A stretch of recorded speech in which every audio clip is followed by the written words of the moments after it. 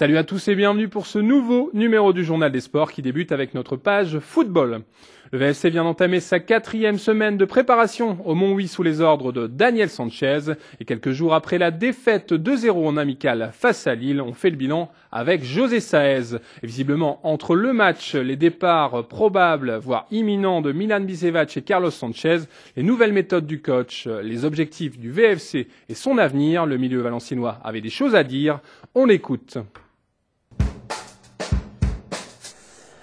On est tombé sur un champion de France qui était, je pense, déjà pas en pleine forme, mais on voit qu'ils avaient des gros automatismes. Et de notre part, je pense qu'on a réalisé un bon match. On a pris 2 buts sur des petites erreurs, mais bon, je pense en deuxième mi-temps, on a su bousculer l'équipe de Lille. Bon, la victoire est logique, mais bon, nous on travaille, il y avait 2 équipes, donc on peut pas encore juger l'état de forme du groupe et surtout du 11 initial. Ça se rapproche plus de Antoine Camboré, je pense. Un peu au niveau des gammes, au niveau de l'intensité, au niveau du pressing. Donc c'est plus structuré. Et au niveau de la préparation, le fait qu'on a un préparateur physique, parce que l'année dernière on n'avait pas de préparateur physique, il y a plus de travail personnalisé. On n'a pas encore trop découvert peut-être le caractère, parce que je pense que c'est en phase d'observation, donc je crois plus on va avancer dans le début de championnat, plus l'entraîneur va imposer des choses, va peut-être plus crier. On l'a vu calme, mais même s'il donne ses consignes sont précises, pour l'instant calme. Je pense que niveau tactique ça va peut-être changer, même si c'est le même système, mais chacun a un rôle très très précis. Pas moins de la liberté, mais plus de sérieux par rapport à son poste. C'est-à-dire, le milieu de terrain, c'est son mec pressé, mais pas aller sur le côté pour rien. Là, il y a un changement d'entraîneur, donc pour ceux qui jouaient moins l'année dernière ou ceux qui étaient titulaires indiscutables, c'est une remise en question. Donc je pense que tout le monde bosse bien pour gagner sa place et montrer à l'entraîneur que tout le monde peut jouer.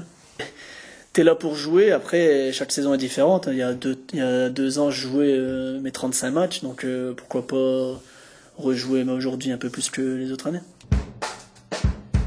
On sait qu'on va perdre des gros joueurs, hein. Si Milan va à Paris ou autre en Allemagne, ça montre que le joueur est très important et qu'il y a un niveau au-dessus, donc ce sera au club de bien recruter, intelligemment surtout. Si on perd ces 2-là, au niveau physique, il faudra recruter soit en interne si on en a, mais sinon il faudra prendre des mecs au moins de la même valeur pour pas perdre pour l'équipe surtout. Que ce soit le Camboiré à Montagny, il y a eu de la progression, et en plus avec le nouveau stade, faut que le club ait des ambitions, pourquoi pas aller au-dessus de la 10e place. Faut de l'ambition, sinon ça fait sa 6e année en Ligue 1. On a toujours parlé de maintien les 4 premières années. Maintenant, je pense qu'il faut regarder un peu plus vers le haut, parce que comme Sochaux a fait, attraper des coupes d'Europe, que ce soit le championnat ou la coupe, on peut franchir un palier. Mais après, faut se donner les moyens, faut y croire et faut surtout être soudé. C'est vrai qu'ils n'ont pas évoqué la prolongation pour le moment, donc moi il me reste un an de contrat, pour l'instant je suis là, il n'y a pas... Mais bon, je pense que s'il y a une bonne proposition ailleurs, faut y réfléchir. Donc ça fait déjà 8 ans que je suis là, mais bon, mon souhait c'était de prolonger à Veilla, donc on attend. Moi je suis bien ici, je sais que je peux apporter beaucoup de choses au groupe, au club, donc même vis-à-vis des supporters qui me disent de pas partir, donc j'attends que le club revienne vers moi, donc mais bon, ça va être pareil, hein, faut jouer, faut que l'entraîneur soit d'accord déjà, parce que c'est lui qui nous voit tous les jours à l'entraînement et dans le vestiaire. Et mercredi, on devrait sans doute y voir plus clair dans le jeu de Daniel Sanchez. Après avoir testé plus de 20 joueurs par rencontre, l'entraîneur valenciennois devrait enfin dévoiler ses cartes et aligner une équipe proche de son 11 type face à la Gantoise. Un match amical disputé en Belgique à Deinze.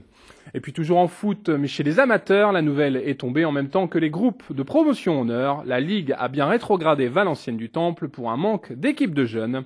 Valenciennes sera donc composée à 11 équipes dans son groupe de PH, à savoir Annelin, la réserve d'Avion, Éco-d'Œuvre, Lambersart, l'Isle-et-Lannoy, Mouveau, Ronques, Roubaix Sport Culture, Saint-Lenoble, Villeneuve d'Ascq et Oisier. Et on passe au reste de l'actualité sportive.